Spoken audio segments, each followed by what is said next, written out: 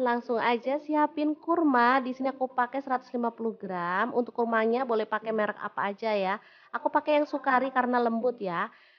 Langsung aja kita buang bijinya.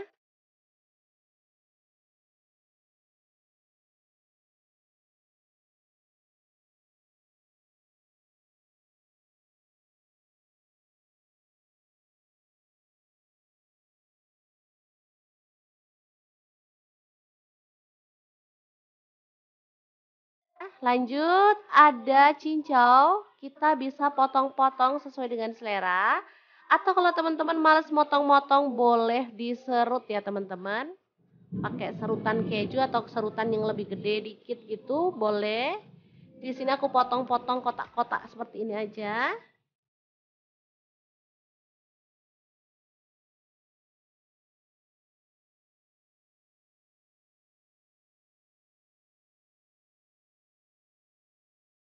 Untuk cincaunya ini aku beli 5.000 ya, dapat segini banyak. Lanjut, siapkan chopper. Ini untuk menghaluskan si kurmanya ya.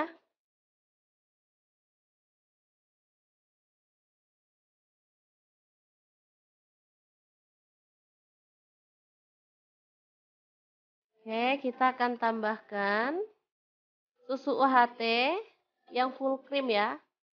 Boleh ditambahkan air dulu atau langsung aja seperti ini boleh ya teman-teman.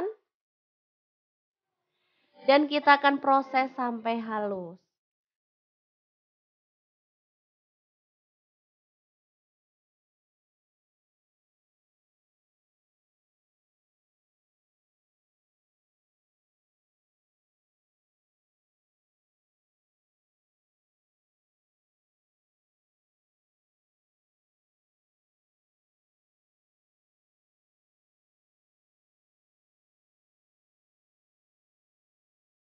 Oke, setelah halus kita bisa keluarkan sukurnya atau susu kurmanya. Siapkan kemasan, bebas kemasan apa aja, boleh pakai botol, boleh pakai jar seperti ini ya. Kita tambahkan es batu secukupnya aja.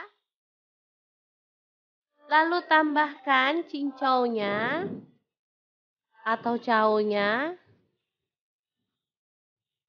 Oke, secukupnya aja.